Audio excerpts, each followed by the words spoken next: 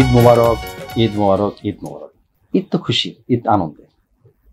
দর্শক, আজ আমাদের এনএন টেলিভিশন স্টুডিওতে ঈদ আনন্দ অনুষ্ঠানে আমাদের মাঝে উপস্থিত আছেন বাংলাদেশ সুপ্রিম কোর্টের বিজ্ঞ আইনজীবী এবং নারায়ণগঞ্জ জেলা বার সমিতির সাবেক যুগ্ম সাধারণ সম্পাদক আমাদের প্রিয় ভাই হাস্যোজ্জ্বল মুমিন ভাই। আসসালামু আলাইকুম, কেমন আছেন? জি, ঈদ মোবারক। ঈদ মোবারক। দর্শক, আরো উপস্থিত আছেন বাংলাদেশ সুপ্রিম কোর্টের আরেকজন বিজ্ঞ আইনজীবী, আমাদের আপা, আমাদের ভাবি, সেই শামীমা আপা। কেমন আছেন? আলহামদুলিল্লাহ ভালো আছি। ঈদ মোবারক। ঈদ মোবারক। আসলে ঈদ তো একটা খুশি, ঈদ তো আনন্দ। ঈদ আসলেই আমার মনে হয় আমাদের যে একটা আনন্দ ঘন মুহূর্ত, আনন্দ বিষয়। ঈদ আমরা সেই এক মাস সিয়াম সাধনা করে আমরা ঈদের আনন্দ, সেই যখন নাকি ঈদের সে বাঁকা চাঁদটা উঠে তখন মনে হয় যেন সেই সারা মাসের রমজানের যে কষ্ট সিয়াম সাধনা করেছি সেটার সার্থকতা, সেটার ফল। মানুষের জীবনে ঈদ আসে, ঈদ চলে যায়। শৈশব থেকে অদ্যবধি পর্যন্ত ঈদ এসেছিল, আবার যখন বয়স হবে তাও আসবে, একসময় আমরা কেউই থাকবো না। আপনার জীবনের সেই শৈশবে ঈদ সম্পর্কে। ধন্যবাদ শৌকত ভাই। এনএন টিভি ইতিপূর্বে আমি আরো কয়েকটি অনুষ্ঠান করেছি এবং এই চ্যানেলটা বাংলাদেশের সহ আন্তর্জাতিক মানসম্পন্ন একটি চ্যানেল। এই চ্যানেলের যিনি চেয়ারম্যান সাহেব আছেন ওনার সাথে মোটামুটি আমার মাঝে মধ্যে কথাবার্তা হয়ে পড়ছে, খুবই ভালো এবং নম্র ভদ্র সবাসের মিশু।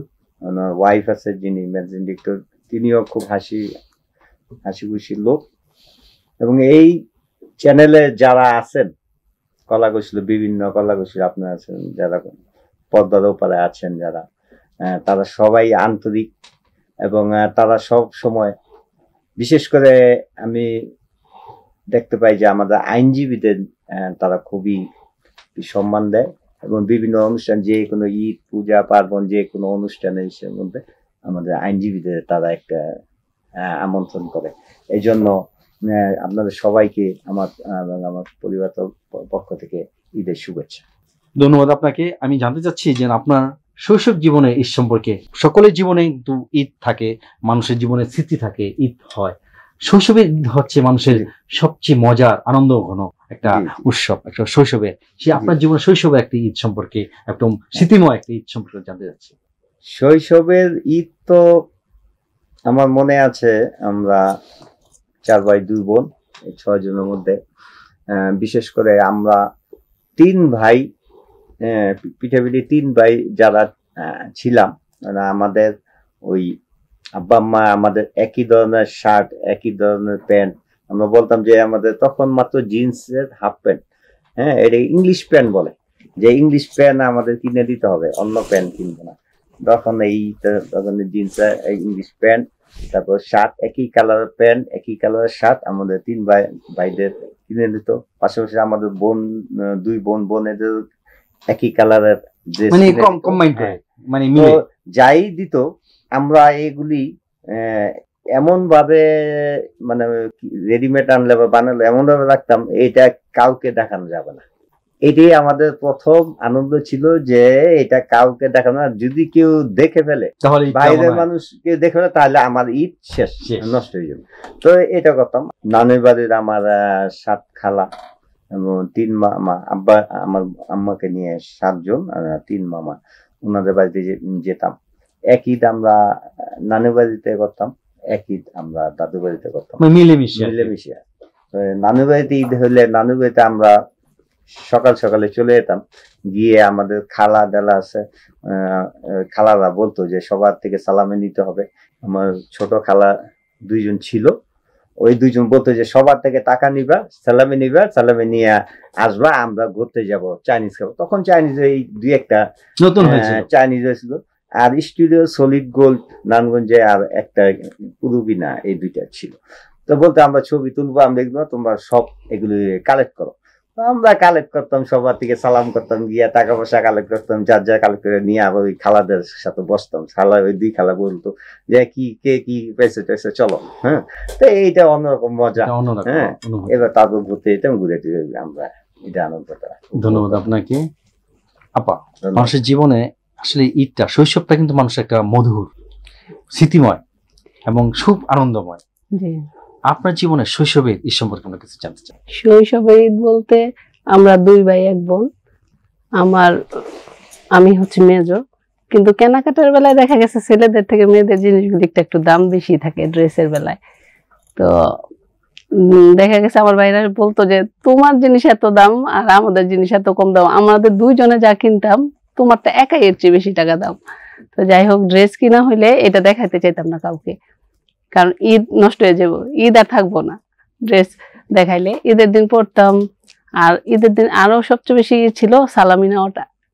শৈশবের সালামি নেওয়ার বেলায় আব্বু শুরুতেই আব্বুর কাছ থেকে আব্বুই দিত টাকাটা, আব্বুর কাছ থেকে একটা বড় অ্যামাউন্ট পাইতাম। তারপর চাচা, মা, অন্যান্য সবার থেকে নিয়ে দেখা গেছে আমি টাকাটা বেশি পাইতাম সবচেয়ে, বাইরে থেকে। মানে ওদের একটা হিংসা থাকতো যে আমাদের যা দাম তার ডবল কেন। ড্রেসের বেলায় বলেন, সবকিছুতে বলেন, টাকা পাওয়ার বেলায় সালামি বলেন, সবকিছুতে আর কি আমাকে কপি করতো বাপ চাচারা। বলতো যে মেয়ে তো, ও পরের বাড়ি চলে যাবো, কেমন না কেমন কি হয়, যার জন্য ওরাই বেশি দিতে হইব। মেয়েদের খুব প্রায়োরিটি ছিল আমাদের ফ্যামিলিতে। আনন্দ করে ঈদটা কাটাইতাম এইভাবেই। ধন্যবাদ। আসলে প্রতিটা মানুষের জীবনে ঈদ আসে, ঈদ চলে যায়। শৈশবের ঈদটা কাটানোর পর যখন আপনি মানে হাই স্কুল লেভেলে পদার্পণ হলো, প্রাইমারি থেকে আমরা একটু উচ্চ লেভেলে গেল, এই তখনকার জীবনের ঈদটা সম্পর্কে জানতে চাচ্ছি, এবং তখনকার ঈদটা কেমন ছিল? তখন ঈদটা ছিল আমাদের ফ্যামিলি, পারিবারিক কেন্দ্রিক। কারণ তখন আমরা 4 ভাই 2 বোন, 6 জন, আব্বা আম্মা, আমরা 8 জন। একটা ফ্যামিলির মধ্যে 8 জন থাকলে এমনি একটা একসাথে সেই সময়কার একটা মেমোরিয়াল, মানে স্মৃতিময় একটা। হ্যাঁ, সে সময় ওই যে সকালবেলা উঠে আমরা সবাই ভাইয়েরা, বোনেরা আম্মার সাথে উঠতো। হ্যাঁ, সকালবেলা বোনেরা গোসল করে, আম্মারা গোসল করে, আমরা তো ভোর সকালে 5টার দিকে উঠে যেত। উঠে রান্না বান্না, সেমাই টেমাই রান্না করতো, আর আমাদের ডেকে উঠাতো, উঠে যে নামাজ পড়ো তাড়াতাড়ি, গোসল করে নামাজ। ঈদের নামাজটা আছে 4 ভাই, আব্বা, আমরা 5 জন মসজিদে চলে যেতাম, ঈদগাতে বা মসজিদে নামাজ পড়তে চলে যেতাম। ওদিক থেকে আবার মনে করেন আমাদের ওই যে পাশাপাশি কাছাকাছি বাড়ি, আমার নানুর বাড়ি, ওদিকে আমরা যেতাম, গিয়ে আবার চলে আসতাম ওই কাছাকাছি খানপুর মাঝে। এই আর কি ঘোরাঘুরির মধ্যেই বেশিরভাগ সময়টা বাসায় থাকতাম, সবাই মিলে বাসার মধ্যেই হয়তো টিভি দেখতাম। ওই যে ঈদ দেখাইতো, তখন টিভিতে সিনেমা চলতো, হ্যাঁ, বিটিভিতে তখন। হ্যাঁ, তখন এইগুলি দেখতাম, সবাই বসে একসাথে গল্প গুজব করতাম। এভাবেই আমাদের এনজয়টা ছিল, এটাই ভালো লাগতো। ধন্যবাদ আপনাকে। ধন্যবাদ। আসলে ঈদ তো মানুষের আনন্দের, ঈদ তো খুশি। আপনার জীবনে যখন প্রাইমারি লেভেল থেকে হাই স্কুল লেভেলে পদার্পণ করলেন, তখনকার জীবনের ঈদটা কেমন ছিল?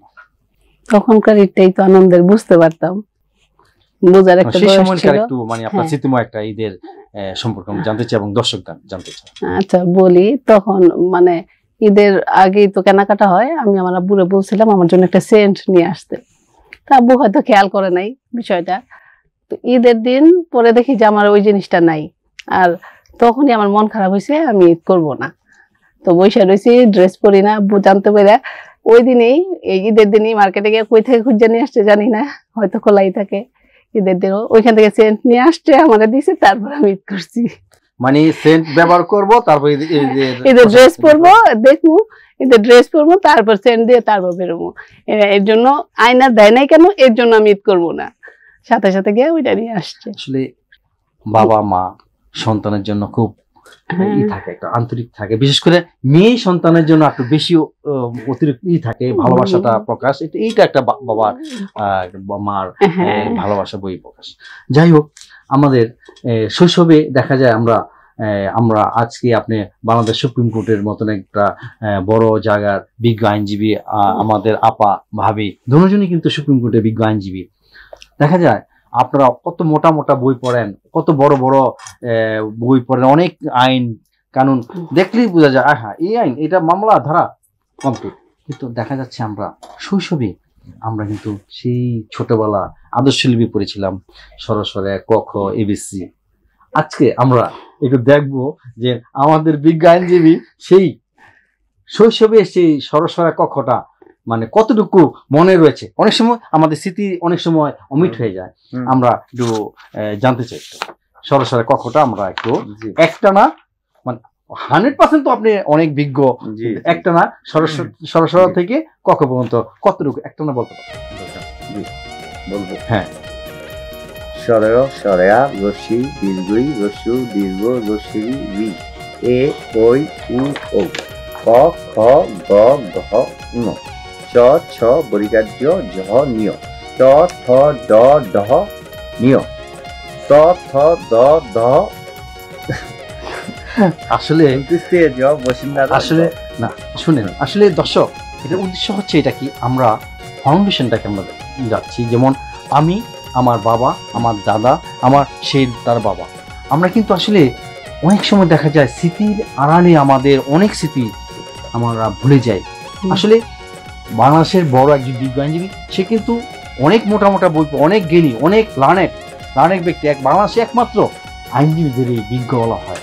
আসলে আমরা সেটা অনেক সময় ভুলে যাই, কিন্তু আমাদের এই পর্বের এই অনুষ্ঠানটার এইটার উদ্দেশ্য হচ্ছে আমরা যেন স্মৃতিকে না ভুলে যাই, আমরা যেন অতীতকে স্মৃতিকে যেন আটকে রাখি। আমরা দেখি এবার আমাদের আপা কতটুকু সেই শৈশবের বিষয়টা মনে রাখতে পেরেছে। আচ্ছা ঠিক আছে। সরেয়া রস্যি দীর্ঘে রস্যু দীর্ঘ রসরি লি এ ওই ও অং আ ক খ গ ঘ ঙ চ ছ বরিকার্য জহ নিয় ট ঠ ড ঢ দন্তান্ন মূর্ধন্য ট ঠ ড দহ মূর্ধন্য ট থ দ দহ দন্তান্ন প ফ ব বহ ম অন্ত্যেষ্টিকার্য বৈশিন্যার র ল খ দাসিন্যার দুসিন্যার অন্ত্যেষ্টিকার্য আর মনে নেই আসলে। তবে এটা সত্য, বাংলাদেশের সুপ্রিম কোর্টের বড় আইনজীবী আমাদের আপা ভাইয়ের চেয়ে কিন্তু বেশি বলেছে। কারণটা কি মেয়েরা আসলে মমতাময়ী, তারা নারী, তারা মা, তারা জননী। আমরা চাই তাদের ভিত্তিটা অনেক শক্ত এবং কঠিন, যার প্রেক্ষিতে আমাদের স্মৃতিময় সেই শৈশবটাকে আমরা ধরে রাখতে পেরেছি। ধন্যবাদ আপনাকে। আসলে ভাইয়ের চেয়ে আপনি অনেক ভালো বলেছেন এবং বেশি বলেছেন, আমি এর জন্য খুশি। ধন্যবাদ। আসলে ভাই, আমরা ঈদ তো আনন্দের, তো খুশি। আপনার জীবনে যখন সেই কলেজ লাইফ বা ইউনিভার্সিটি লাইফে আসলেন, তখনকার আপনার স্মৃতিময় এবং ঈদ সম্পর্কে কিছু জানতে। যখন কলেজে পড়তাম তখন ঈদটা অন্যরকম ছিল। তখন একটা ফ্রেন্ড সার্কেল ছিল, আমাদের একটা আগের থেকে বন্ডিং ছিল যে হ্যাঁ বিকালে বা সন্ধ্যায় আমরা দেখা করবো একসাথে, তারপর আমরা একটু ঘুরবো ঘুরবো, একটু আড্ডা মারবো, এরকম একটা বন্ডিং ছিল। এই জন্য আমরা যে টাইমটা ফিক্সড করে রাখতাম, ওই টাইমের মধ্যে আমরা বাসার থেকে চিন্তা করতাম যে বাসায় বলে যাব, হ্যাঁ, যে এই সময়ের মধ্যে আমি একটু ঘুরতে যাবো, ফ্রেন্ডের সাথে একটু দেখা সাক্ষাৎ করবো। কিন্তু ওই সুযোগে আমার মনের মানুষের সাথে বা আমার পার্সোনাল লাইফের লোকের সাথে একটু না, তখন আমি ওগুলিতে চিন্তা করি নাই। তখন কলেজ লাইফে বেশিরভাগ ছিল বন্ধুদের সাথে একটু আড্ডাটা বেশি আমার ভালো লাগতো। বাসায় বললে বেরোতাম, বিকেলের দিকে সবাই একটু বসে আড্ডা মারতাম, চা খেতাম। মানে বাসায় সবাই আছে কিন্তু এগুলো আমরা খাবো না, ওই যে বলতাম যে এই যে ফাস্ট ফুড ওই জায়গায় আছে, চলে আসো এদিকে খাবো আমরা। ওইটা হচ্ছে খারাপ জিনিসই খেতাম, কিন্তু ওইটাই আমাদের ভালো লাগতো। বা একটু চা খেতাম বা ঈদ কোলাগুলি করতাম সবার সাথে, এইটাই বেশি মজা ছিল। আর একটা ঈদের কথা আমার মনে আছে, যে ওইটার মধ্যে আমি সকালবেলা নামাজ পড়বো, আমার বোন নামাজ পড়েই, আমার দুই বোন পাশাপাশি থাকতো কাছাকাছি, তো আমি বোনের হাজবেন্ডরা ঈদগাহ মাঠেই আসবে, আমিও নামাজ পড়বো, নামাজ পড়ে ওনাদের সাথে আমি ওনাদের দুই বোনের বাসায় আমি বেড়াতে যাব। এটা আমার মোটামুটি যতটুকু আমার আসছে, ওই সময়টা থেকে আমি এই নিয়মটাই করতাম যে দুই বোনের বাসাতে আমি সকালে বাসা থেকে নামাজ পড়ে ওই দুই বোনের বাসায় আধা ঘন্টা 1 ঘন্টা সময় দিয়ে তারপর আবার ব্যাক করতাম বাসায়। মানে আমার এইটা রুটিন। তো ওই ঈদটার মধ্যে আমি তাড়াহুড়ো করে যখন ঈদগাহে আসলাম, ঈদগাহে জায়গা নেই, রাস্তার উপরে নামাজ পড়তেছে সবাই, নামাজ মাত্র শুরু হবে, তো আমিও দাঁড়ায় গেলাম, নামাজ পড়লাম। পড়া শেষে বোন জামাইদের ফোন দিব, পাঞ্জাবি ডান পকেটে হাত দিছি, পকেট কাটা, বাম পকেটে হাত দিছি, পকেট কাটা, মানে পায়জামা পাঞ্জাবি পরতাম। ওই সময় পায়জামায় কোনো পকেট ছিল না, যখন কলেজে পড়তাম তখন পায়জামা তোমার সিস্টেমটা ছিল না। হ্যাঁ, তেমন পকেট ছিল, ইদানিং পকেট হলো পায়জামা ছিল। ওই সময় বাধ্য হয়ে পাঞ্জাবি পকেটেই মোবাইল রাখা। তো 2 মোবাইল যখন নিয়ে গেছে, আমি সুন্দরভাবে বাসায় গিয়া খাওয়া দাওয়া করছি, ঠিক মতো খাওয়া দাওয়া করে আমি বলছি যে আমার ডাক দিয়ে না, আর কাউকে বলিও না, কারণ বললে দেখা গেল যে আমার মন খারাপের জন্য আরেকজনের যদি এটা শেয়ার করি, আব্বা আম্মা ভাই বোন শেয়ার করি, তাদের একটা মন খারাপ হবে যে মমিনের মনটা খারাপ হয়ে গেছে। হ্যাঁ, ঈদের মধ্যে তারও একটা ই করবো। আমি কাল শেয়ার করতে, আমি খাবার কি আছে দেন, তাও খিচুড়ি না কি যেন আমি দিল, আমি খাওয়া দাওয়া করলাম, আমি ঘুমাবো। হ্যাঁ, রাতে ঘুমাইছি কম, একটু ঘুমাবো, এই আমি ঘুমানোর দিকে ঘুমাই গেলাম। ওই ঈদটাই আমার সবচেয়ে স্মরণীয় ঈদ। মানে কাউকে সেই দুঃখটা দুঃখ শেয়ার করি নাই। পরবর্তীতে পরদিনটা আমি মনে করেন বা অনেক রাতে বলছি যে কি রে সাদা ঘুমাইছে, আমি ঘুমাইছি আজকে তো এই অবস্থায়। পর দুঃখটা পরবর্তীতে তারা শেয়ার করে, এইটা আমার স্মরণীয় মেমোরেবল একটা। জি জি, ধন্যবাদ। আপনার জীবনে মানে কলেজ লাইফের কোনো মেমোরেবল ঈদ সম্পর্কে জানতে চাই বা স্মৃতিময়। আমরা সচরাচর ঈদে বাসায় ঈদ করি, কোথাও বেরোই না। তো দেখা গেছে একটা ঈদে বান্ধবীরা বায়না ধরলো যে একসাথে বেরোবো, একটু বান্ধবীদের বাসায় যাব। তো আমাদের বাসায় একটা রেস্ট্রিকশন ছিল, আমরা হলে গিয়ে ছবি দেখতে পারবো না।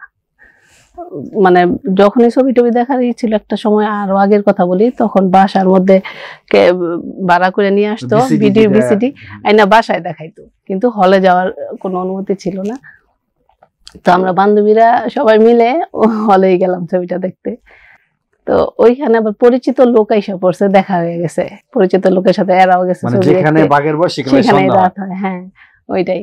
তো যার জন্য আবার এমন এরা এমনি তো বাসা থেকে বেরোলে আমরা যেই রাস্তা দিয়ে হাঁটি, বাসায় খবর চলে যাবে যে কোনো কিছু, সবাই মানে চিনে মোটামুটি, যেই রাস্তা দিয়ে হাঁটি আর কি, অতটুকু এরিয়ার মধ্যে। তো হলে যে ছবি দেখতে গেছি, আমাদের দেখে ফেলছে। এখন আমরা বেরোনোর আগে, বাসায় আসার আগেই, বান্ধবীদের সাথে বিদায় নিয়ে বাসায় আসার আগেই উনি বাসায় এসে বলে দিছে, মানে খবর পৌঁছে গেছে। এখন ভিতরে বয়স যেটা ছিল ওইটাই, বাসায় আসার পরে এখন আমার জ্যাঠা, আমার বাবার বড় যে, আমরা বড়পুর ডাকি, উনি লাঠি নিয়ে হাজির, তুমি কোথায় গেছিলা? আমি বলি না, কোথাও যাই না, তো বান্ধবীর বাসায় তো এখানেই ছিলাম। যাই হোক, পরবর্তীতে এটা মানে ভয় দেখানোর জন্য অতটুকু বলছে, পরবর্তীতে মা চাচিরা ম্যানেজ করে নিছে ওইভাবে। এই তো একটা উন্মুক্ত বিহঙ্গন, একটা ঈদের একটা আনন্দ ঘন বিষয়টা। কিন্তু আসলে ফ্যামিলি ইনস্ট্রাকশন থাকলে একটা স্ট্রিক্ট প্রিন্সিপাল ফ্যামিলি হলেই যায়। আমরা হলে গিয়ে ছবি দেখতাম না আর কি, যাই হইব ওইটা বাসায় বললে ওইভাবে ওনারা বাসায় ব্যবস্থা করবো, হলে যাইতে দিত না। ওইটা সত্যি এটা একটা মজার একটা বিষয় ছিল। ধন্যবাদ আপনাকে, আপনাকে ধন্যবাদ। আসলে ঈদ তো খুশির, ঈদ তো আনন্দের। আজকে আমরা দেখব এখানে আমাদের মমিন ভাই এবং আপা দুজনেই আঁকবেন। কি আঁকবেন? পশু পাখি বা এরকম ধরনের। আমরা ছোটবেলায় অনেক কিছু এঁকেছি, ছোটবেলা আমরা মনের মাধুরী দিয়ে হোক, যতটুকু হোক, আমরা কিন্তু কেউ শিল্পী না, কিন্তু তারপরও পশু পাখি অনেক কিছু আমরা আঁকাতে পারতাম। আমরা 2 মিনিট আপনাদের সময়, আপনার মন থেকে আপনারা যে কোনো পশু অথবা পাখি আপনি আঁকাবেন। পশু পাখির মধ্যে যে কোনো, এছাড়া কিছু না, পশু পাখির মধ্যে। আপনাদের সময় শুরু। যে কোনো পশু হোক, পাখি।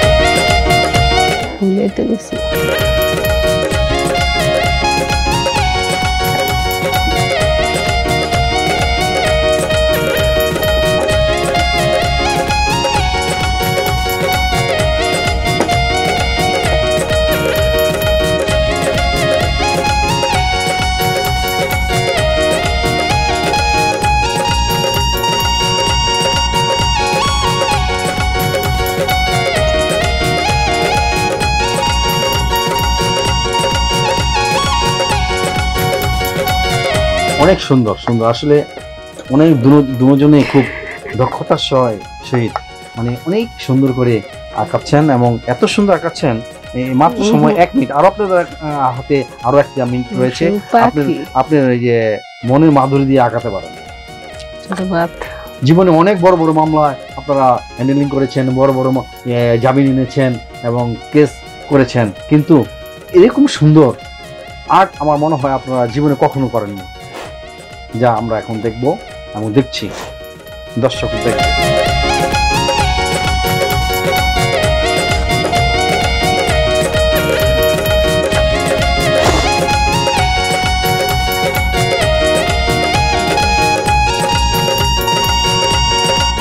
আমি একে ফেলছি। আমি একটা একটা বাড়িতে অন্য কিছু বললো হয়তো। আর 10 সেকেন্ড আপনার হাতে এখনো 10 সেকেন্ড সময় আছে, 10 থেকে 15 সেকেন্ড সময় গাছপালাও থাকতে পারবো নাকি? না, থাকতে পারে, আশেপাশে থাকতে পারে, সমস্যা নেই। গাছপালা থাকতে পারে। থাকতে পারে, সুন্দর। আইন পেশার সাথে সাথে যেন তারা সুন্দর একটা চিত্র করে এবং চিত্রশিল্পী, এবং সেই প্রতিভা যা দর্শক আমরা অবশ্যই কিছুক্ষণের মধ্যে দেখতে পাবো। সত্যি মনোমুগ্ধকর সেই অঙ্কন। আমাদের জয়নাল আবেদিন সেই থেকে সেই হার মানবে আপনাদের এই দৃশ্য দেখে।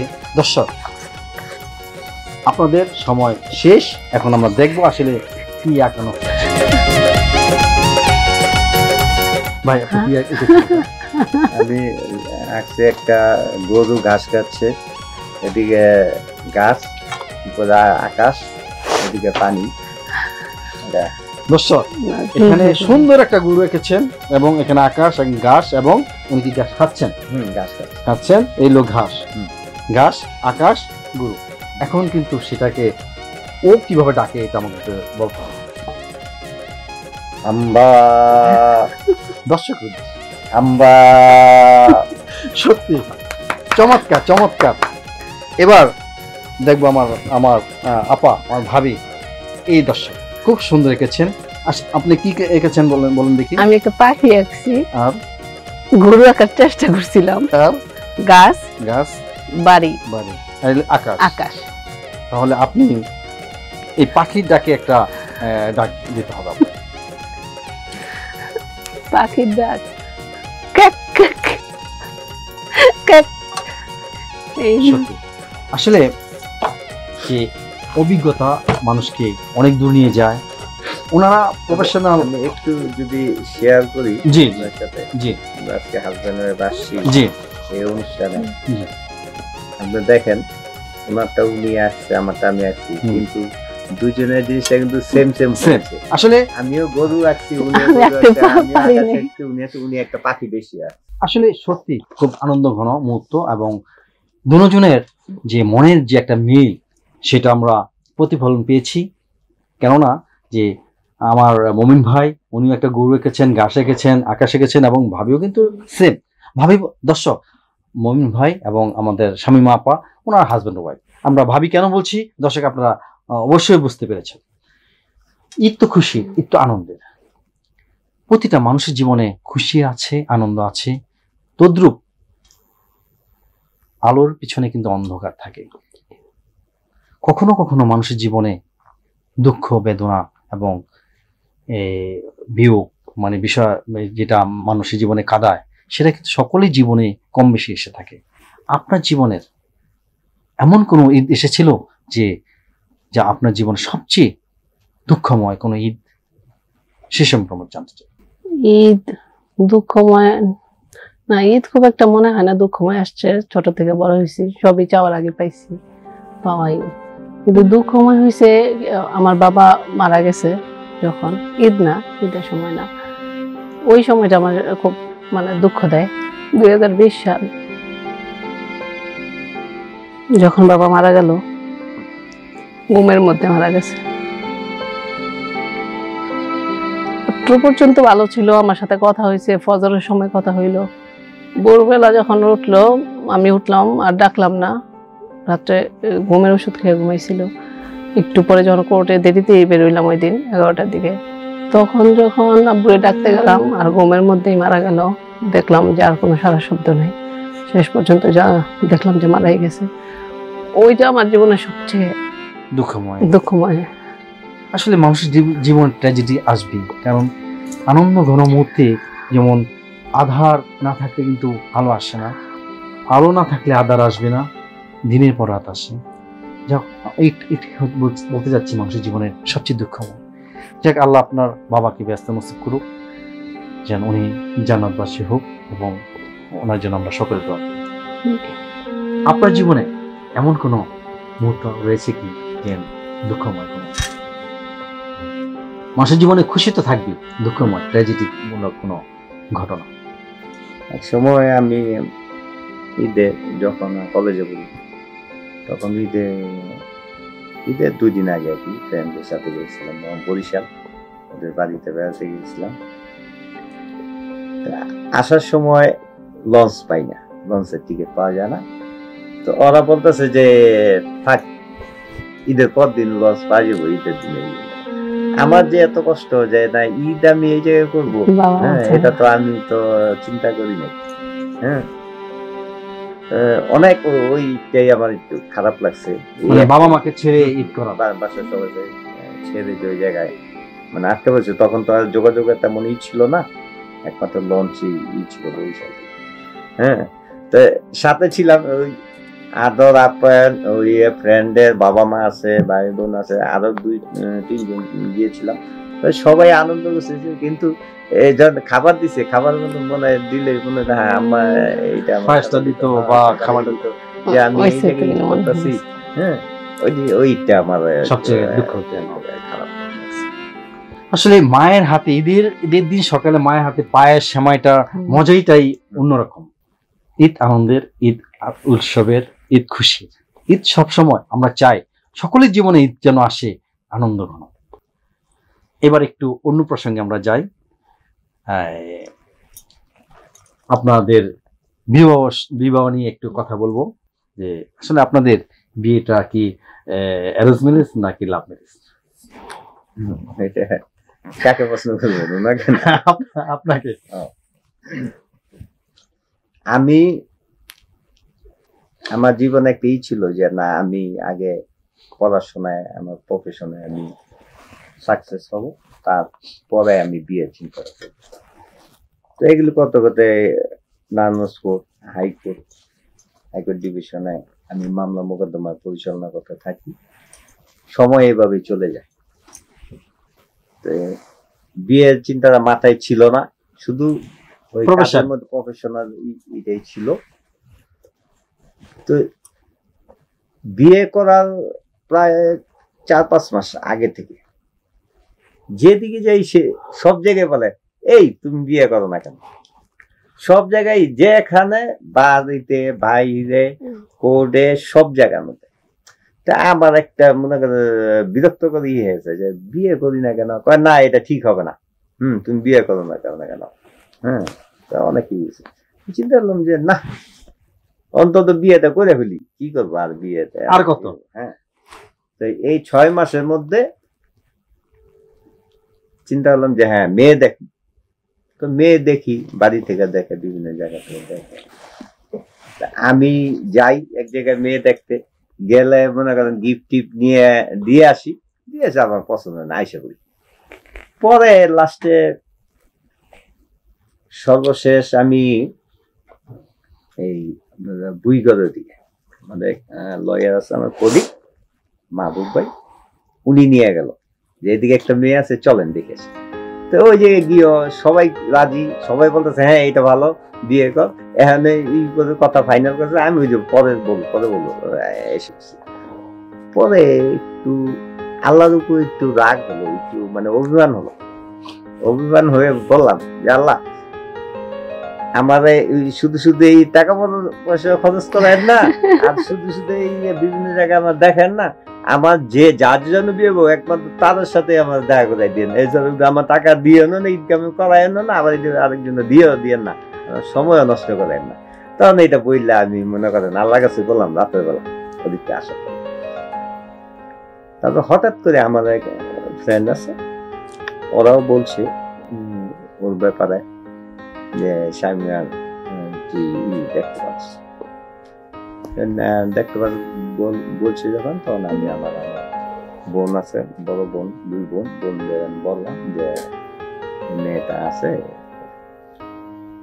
এমনি দেখে বলবে যে না ফ্যামিলিটা ভালো মনে হয়, শান্তশিষ্ট ভদ্র। ওর আব্বাও মোটামুটি ভালো একজন মানুষ। এসব বললো যে না, বোনেরা দিয়ে দিল যে আম্মা একটু অসুস্থ, আম্মা আর কিছু কথা স্ট্রোক করেছে। মূলত বোন এটা বলল, গার্জিয়ান যারা আছে। দুই বোনের সাথেই বোনের বললো যে হ্যাঁ এই মেয়েটা হ্যাঁ আমাদের মতো মনে হয় হবে। হ্যাঁ আমি বললাম ওই আমার আমার কলিগ আছে বরুণ চন্দ্র দে, আপনার প্রিয় বন্ধু? হ্যাঁ হ্যাঁ আমার প্রিয় বন্ধু, ওনাকে বললাম হ্যাঁ যে আপনি বলেন দেখেন এটা কি করে।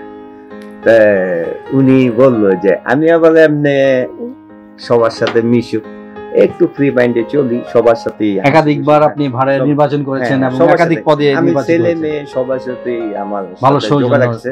হ্যাঁ তো জানে যে আমি একটু চঞ্চল। এটা বরুণ দাকে দিয়ে বলালাম, বরুণ দাকে ও আবার না করলো যে না সে তো বিয়ে করবো না। ইতিপূর্বে যে যারা আমার জন্য বিয়ে করতে গেছে আমি দেখে আমি বলছি না আমি করবো না।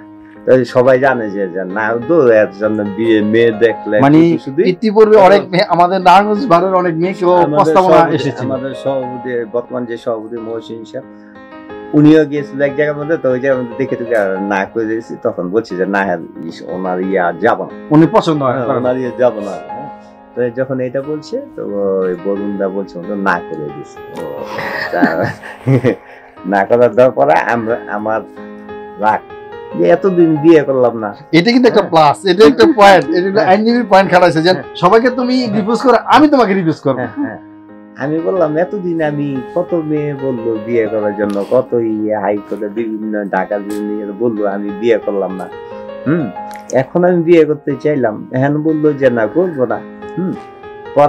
না কারণটা কি এটা বলো না করছে, আমার একটু মনে গিয়েছে। তখন আমি আরেকজন আছে আমার ফ্রেন্ড অ্যাডভোকেট সুইটি ইয়াসমিন, ওদের বললাম, ও আগে বলছিল একবার, ওরা বললাম সুইটি মেয়ে দেখ, হ্যাঁ মেয়ে দেখাস নাকি, তোর মেয়ে দেবো। সুইটি এর আগে এক মেয়ে দেখাইছে, ওইটা আমি না করছি।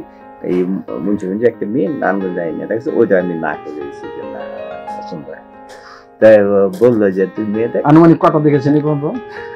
বেশি দেখি না অবশ্য, দেখছি 20-30টা। না না না না না 5 থেকে 6টা দেখছি, বেশি দেখি না।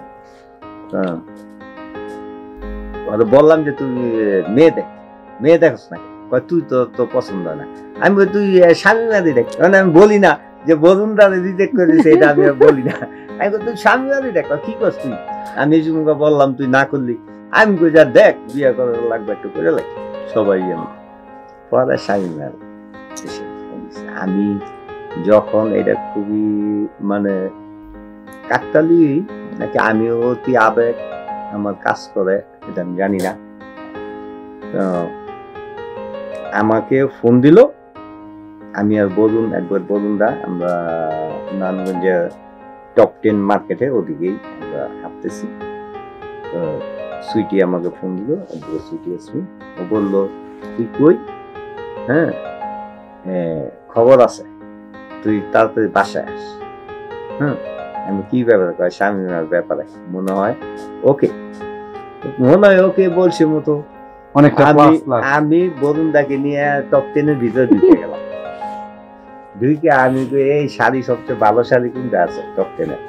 তো শাড়ি করলো এটা, ওই সময় তো আমি অর্ধেক টাকা অ্যাডভান্স করলাম। আমি এর আগে লস খাইছি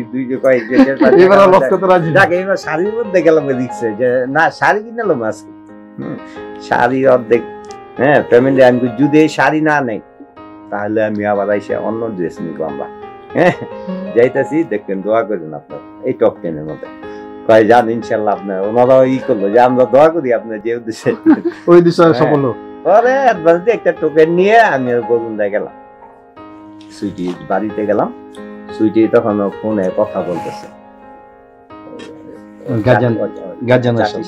আম্মা যত চাচি বললে যে তুমি কথা বড় চাচির সাথে কথা বলতেছে। যখন বলে ওই মানে কাবির নামা কত হবে এটা বলে, আমি বলি হ্যাঁ তুই রাজিও। আমি ইশারা দিই রাজি হোক, মানে যা বলে ও আমার পা তোলা দিলে ইশারায় সরাই দেয় যে দূরে সব। আমি বলতেছি তো বললে ফাইনাল ফোনের মধ্যে, ফাইনাল যে দেখা হলো দেখতে হলো। অথচ এটা হলো 2 দিন আগে, বিয়ের 2 দিন আগে, মানে 2 দিন আগে কথাবার্তা। আমি কিন্তু শাড়ি অলরেডি মনে করি করে আসবো, এর এক মিনিট আগেও আমি জানি না যে আমার এই কাজ এটা হতে যাচ্ছে। তো বন্ধুদেরকে নিয়ে পরে কথা বললাম, ফাইনাল হইলো যে হ্যাঁ দেখা হবে। ওনাদের ফ্যামিলি হলো মোটামুটি লোকজন বেশি, চাচা চাচি মামা মামি সবাই কাছাকাছি, সবাই 1-2 জন বললে হয় না, দেখতে হলে সবাই। আমি আর আমাদের ফ্যামিলিতে আমরা 4 বা 2 বোন, আমরা মামা মামি আছে, ওনার ছাড়া আমরা কোনো করি। তো হিসাবে যখন লোক মোটামুটি বেশি হয়, যাক আমি গিয়ে এক চান্সে একটা করি, হ্যাঁ যদি পছন্দ হয় যদি সবাই তাহলে যেহেতু সুইটি মোটামুটি কনফার্ম করছি, এই আর কি গিয়া দেখা দেখি। এই 2 দিন আগে আমি জানি না বিয়ে হবে, এই হঠাৎ দেখে পছন্দ, ওই সময় সেই অনুষ্ঠানে আমরা ছিলাম। হ্যাঁ, ও প্রথম রাইড ছিলেন, প্রথম না অনুষ্ঠান ছিলাম, অনুষ্ঠান প্রথমটা আমরা যেতে পারি না, দ্বিতীয়টায় গিয়েছিলাম। যাই হোক, এখন আমার কথা হচ্ছে এই মমিন ভাইকে পেয়ে আপনি কতটুকু খুশি এবং আপনার কতটুকু অনুভূতি? না মানে সবচেয়ে বড় কথা হচ্ছে আমি সবসময় মনে মনে চাইছিলাম যে আমার কাছাকাছি বিয়ে হোক, অত দূরে না, মানুষের অনেক দূরে হয় না, দূর দূরান্তে।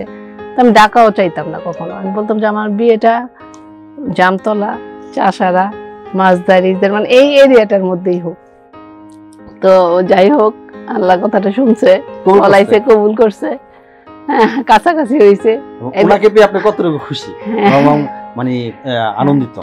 না, উনি মানুষ হিসাবে অনেক ভালো, আমার চেয়ে ভালো মনে হয়, সবাই বলে ওই রকমটাই। আপনার কি মনে হয়?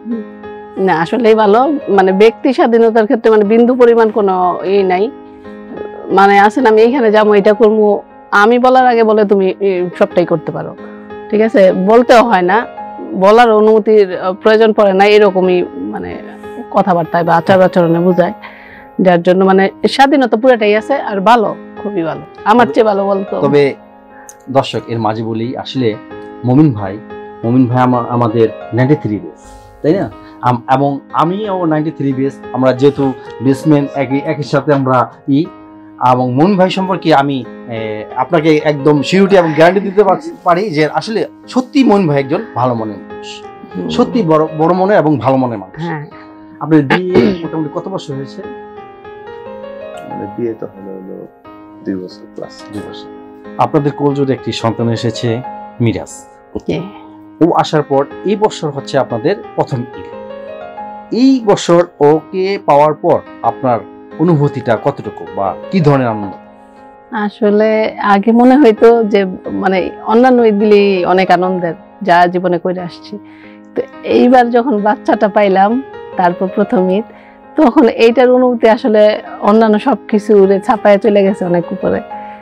হ্যাঁ, কারণ ওর জন্যই মার্কেট করা, ওরে নিয়ে সকালে ঘুম থেকে উঠে যখন ও হাসি দেয়, প্রতিটা দিনের কথাই বলি, মনে হয় যে অনেক কিছু জীবনে সবটাই মনে হয় এইখানেই পেয়ে গেছি, যে চারটা মনে হয় যেন ওর হাসির মধ্যে ফুটে ওঠে। হ্যাঁ, আর ওরে নেই মানে ওরে নেই সবকিছু, ঠিক আছে। অন্যান্য সময় বাবা মার কাছে আমরা একটা কিছু ছিলাম, একটা সময় আমাদের দিকেই করতো, আর এখন মানে কেন্দ্রবিন্দুই হচ্ছে আমার ছেলে, আমার মার কাছে, আমার হাজবেন্ডের কাছে, ওর দাদা দাদির কাছে, আমার কাছে, সবার কাছে, ফুপুদের কাছে, সবার কাছেই।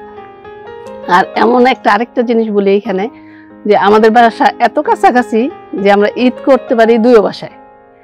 সকালে ঘুম থেকে উঠে এক বাসায় যদি করলাম, নামাজ টামাজ করে আসলো, আবার গেলাম আর ওই বাসায়, মানে বাবার বাড়ি শ্বশুর বাড়ি 2 বাড়িতে কাছাকাছি হওয়ার কারণে 2 বাসায় খুব আনন্দ, মানে সবারই সময় দিয়ে সুন্দরভাবে ঈদটা করতে পারি, ঠিক আছে। আর আমার এই সন্তানটা সবাই পেয়ে আরো বেশি আনন্দিত, কারণ ওনাদের ফ্যামিলিতে খুব একটা ছেলে মেয়ে নেই।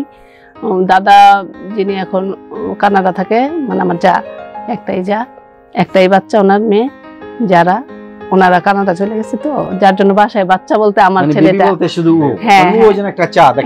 যার জন্য আনন্দের মুহূর্ত, হ্যাঁ, সবাই খুব এনজয় করে। আর আমিও আমার ছেলের পেয়ে প্রথম ঈদ বানাইতেছে সবচেয়ে আনন্দ মুহূর্ত এই ঈদটাতেই পেয়ে। ধন্যবাদ আপনাকে ধন্যবাদ। আমরা অনুষ্ঠানের প্রায় শেষ প্রান্তে এসে পড়েছি। আসলে দর্শক, আমাদের এই সমাজে অনেক নারীরা অবহেলিত, নারীরা মায়ের জাত। তারা অনেক কষ্ট করে তারা সন্তানদের লালন পালন করে, রান্নাবাড়ি করে এবং তাদের পরিবারটাকে তারা সুন্দর করে সাজিয়ে রাখে, কিন্তু অনেক সময় তারা অবহেলিত হয় এবং নির্যাতনের শিকার হয়। স্বামীরও কম যায় না, স্বামীরও সারাদিন পরিশ্রান্ত হয়ে কাজ করে এবং এসে বাসায় এসে অনেক সময় দেখা যায় যে অনেক নারীরা আছে যারা তার স্বামীকে সেটাকে করে না, তাকে প্রশ্রয় দেয় না এবং তার প্রতি সে সহানুভূতি নেই। আজকাল যে মডার্ন যুগ হয়েছে, মোবাইলের ভালোবাসার উপর তারা বেশি আসক্ত, স্বামীকে তারা করে না। আজকে দেখব যে আমাদের লার্নেড বিজ্ঞ সুপ্রিম কোর্টের আইনজীবী মমিন ভাই, মেয়ে হলে কি অনুভূতিটা হয়, আর শামীমা আপা আমাদের সুপ্রিম কোর্টের একজন বিজ্ঞ আইনজীবী, সে ছেলে হয়ে এলে সেই অনুভূতিটা আমরা দেখতে চাই। মমিন ভাই, আপনি এই শাড়িটা পরবেন আর আপনি এই লুঙ্গি পরে, পাঞ্জাবিটা পরে, তারপরে গামছাটা গলায় দিয়ে তার কথা বলবেন। নাও স্টার্ট। সময় এখানে আপনি দাঁড়াবেন, এখানে দাঁড়িয়ে আপনি পড়বেন। একটা করে নিন। দর্শক, দেখি তাদের অনুভূতি কেমন হয়। তাদের সবসময় সাদা শার্ট, কালো প্যান্ট, সেই টাই এবং সেই গাউন পরে, বড় বড় জামিন করেছে, সেই এজলাসে বড় বড় মারার কেস থেকে শুরু করে অনেক বড় বড় তারা মামলা সলভ করেছে। আজকে তারা বিপরীত ধর্মী হয়ে আজকে ওনারা কি করে সেটা দেখা সুন্দর করে। মমিন ভাই যে রাধে সে কিলো বাদে, আমাদের মমিন ভাই কিন্তু সুন্দর করে শাড়ি পরতে পারে, তার এই প্রমাণ। দেখি উনি তার অনুভূতি। আসুন সামনে আসুন, আপনার অনুভূতিটা বা আপনি ওনাকে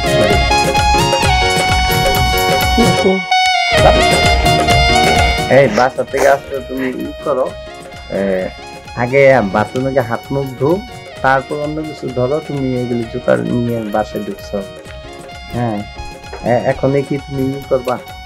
তুমি একটু কাজ এই হাত মুখ ধুয়ে ফ্রেশ হয়ে তারপরে বসো, তারপরে আমি সময় লাগবে। এত কথা বলো কেন তুমি? বাইরের থেকে আসছি, এত কথা কিসের? মহিলা মানুষের বাইরে থেকে আসছি, খাবার দাও, খাবার দাবার খাইয়া তারপর আমি যা করার করবো। আমার হাত কয়টা বলো? আমার হাত তো দুইটা। আমি কি এতক্ষণ বসে আছি? এই যে তোমার ছেলে সারাদিন জ্বালায় আমাকে, দুধ খায়, এই বাথরুম করে, এই করে, এগুলি কে করে? আমাদের মা চাচিরা অনেক বেশি কাজ করছে, বাড়া বানছে, গরুর দিছে, ঘাস দিছে, খাবার খাওয়াইছে, রান্না বাড়া করছে, এতগুলি ছেলে পেলে পারছে, এরা পারছে কিভাবে? তুমি এখন এইগুলির দোহাই দাও। করবো, আমার তো শরীরে কুলায় না। আমি তো মনে করো সকাল থেকে উঠে কাজ করি। এই অসুখটা বউ বিয়ে করলে এরকমই হয়। ধন্যবাদ, ধন্যবাদ। আসলে দর্শক, আসলে যে বিজ্ঞ আইনজীবী তারা বড় বড় সুপ্রিম কোর্টের আইনজীবীরা এত সুন্দর করে তারা সলভ করেছে, আসলে সত্যি একটা প্রশংসনীয়। আমি আবার দর্শক তাদের উদ্দেশ্যে একটি করতালি জানাচ্ছি। দর্শক, অনুষ্ঠানে আমরা প্রায় শেষ প্রান্তে করেছি। মইন ভাই, এবার ঈদটা কেমন গেল সেই সম্পর্কে কিছু বলে আমরা অনুষ্ঠান থেকে বিদায় নেব। এবার ঈদটা আমাদের ওই যে আগে বলেছি, আমাদের সন্তান, আমরা যখন এই সন্তানটা আসার আগ মুহূর্ত আমার ওয়াইফ, আমি প্রতি মুহূর্তে চিন্তা করতাম যে বেবিটা কেমন হবে, সুস্থ হবে কিনা, কোনো সমস্যা হবে কিনা, আমরা কি করবো, এগুলি নিয়ে আমরা চিন্তায় ছিলাম। আল্লাহর রহমতে আপনার দোয়ায় সুস্থ সবলভাবে দুনিয়াতে আসছে, এখনো সুস্থ। এবার ঈদটা আমাদের অন্যান্য ঈদের চেয়ে সবচেয়ে ভালো ঈদ হয়েছে, আমরা আনন্দ পেলাম। পাশাপাশি আজকে NAN টিভির আপনারা আমন্ত্রণে, ঈদ উপলক্ষে আপনারা আমন্ত্রণে খুব ভালো লাগলো। আমরা হাজব্যান্ড ওয়াইফ দুজনে আসতে পেরে, এবং এই জন্য NAN টিভির সবাইকে আমাদের তরফ থেকে আন্তরিক শুভেচ্ছা ও ধন্যবাদ। আপনাকে ধন্যবাদ, আপনার অনুভূতি, এবং বিদায় নেব আমরা অনুভূতি জেনে। আজকের অনুভূতি আসলে এরকম প্রোগ্রামে আমি এর আগে আসি নাই, এই প্রথম আসলাম, তাও আবার হাজবেন্ডের সাথে আসলাম। খুব ভালো লাগলো, মানে ব্যতিক্রম ধর্মী, যেহেতু আমি এর আগে এই ধরনের প্রোগ্রামে ছিলাম না কখনো। আর তার চেয়েও বেশি আনন্দিত আমার সন্তান, একটা কোলজোর একটা সন্তান আসছে। সব মিলে এইটা খুবই আনন্দের। এবং এই সেই সাথে সাথে এই প্রোগ্রামে আসতে পেরে আমি আনন্দ অনুভব করছি, গর্বিত। আর এই চ্যানেলের চেয়ারম্যান থেকে শুরু করে আপনি উপস্থাপক আমাদের ভাই, তারপর ক্যামেরার সামনে এবং পিছনে যারা আছে কলা কৌশলী সবাইকে আন্তরিক ধন্যবাদ। আমাদেরকে এই অনুষ্ঠানে আপনারা আমন্ত্রণ জানিয়েছেন, তার জন্য আপনাদেরকে ধন্যবাদ। আমাদের জন্য দোয়া করবেন, আমরা যেন ভবিষ্যৎ জীবনটা এইভাবে সুখে শান্তিতে কাটিয়ে যেতে পারি এবং মানে আবার কখনো আপনাদের সাথে দেখা হয়। আপনাকেও ধন্যবাদ। আপনার জীবন অনেক সুন্দর হোক এবং মধুময় হোক, সেই প্রত্যাশা আমরা করি। আপনি আমাদের অনুষ্ঠানে এসেছেন, আপনাকে আমাদের অনুষ্ঠানের পক্ষ থেকে শুভেচ্ছা ও অভিনন্দন। আপনাকে শুভেচ্ছা ও অভিনন্দন। ধন্যবাদ। দর্শক, আজ আর নয়, আগামী পর্বে আবার দেখা হবে। সে পর্যন্ত আপনার সকলে সুস্থ থাকুন, ভালো থাকুন।